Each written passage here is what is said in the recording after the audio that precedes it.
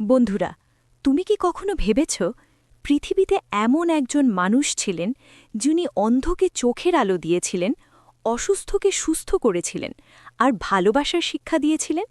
হ্যাঁ, আজ আমরা জানব সেই মহান ব্যক্তির গল্প, যিনি হলেন যিশুগুরু, জিসাস ক্রাইস্ট। ভিডিওটা শেষ পর্যন্ত দেখো, কারণ আজকের গল্প তোমার জীবনের ভাবনাই বদলে দিতে পারে। Thank you. প্রায় ২০০০ বছর আগে বেটলেহেম নামের একটি ছোট শহরে জন্ম হয়েছিল যিশুগুরুর। ছোটবেলা থেকেই তিনি ছিলেন খুব শান্ত, দয়ালু এবং জ্ঞানী। মানুষ যখন কষ্টে থাকত তখন তিনি তাদের সাহায্য করতেন। তিনি সবাইকে বলতেন, মানুষকে ভালোবাসো, ক্ষমা করো আর ঈশ্বরের পথে চলো।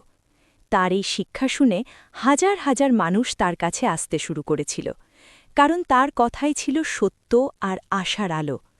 একদিন অনেক অসুস্থ মানুষ তার কাছে এলো। কেউ হাঁটতে পারত না, কেউ দেখতে পারত না। যিশু তাদের জন্য প্রার্থনা করলেন, আর মানুষ বিশ্বাস করতে লাগল যে ঈশ্বরের শক্তি তার সাথে আছে। এই কারণেই আজও কোটি কোটি মানুষ যিশুগুরুকে বিশ্বাস করে এবং তার শিক্ষাকে অনুসরণ করে। যখন যিশুগুরু মানুষের মাঝে ভালোবাসা ও সত্যের কথা বলছিলেন, তখন অনেক মানুষ তার কথা শুনে পরিবর্তন হতে শুরু করল। লোভী মানুষ দয়া শিখল, আর যারা ঘৃণা করত তারা ভালোবাসা শিখতে লাগল। একদিন তার কাছে একজন মানুষ এসে বলল, গুরু, আমাদের জীবনে এত কষ্ট কেন? তখন যিশু শান্তভাবে বললেন, ভয় পেও না, বিশ্বাস রাখো, ঈশ্বর সব সময় তোমাদের সাথে আছেন। তার এই কথাগুলো শুনে মানুষের মনে সাহস ফিরে আসত। যিশুগুরু মানুষকে শুধু কথা দিয়েই সাহায্য করেননি, তিনি কাজের মাধ্যমেও দেখিয়েছেন কিভাবে মানুষকে ভালোবাসতে হয়।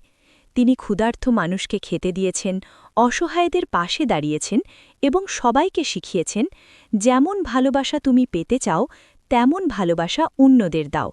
এই কারণেই তার শিক্ষা আজও পৃথিবীর কোটি কোটি মানুষের জীবনে আলো এনে দেয়।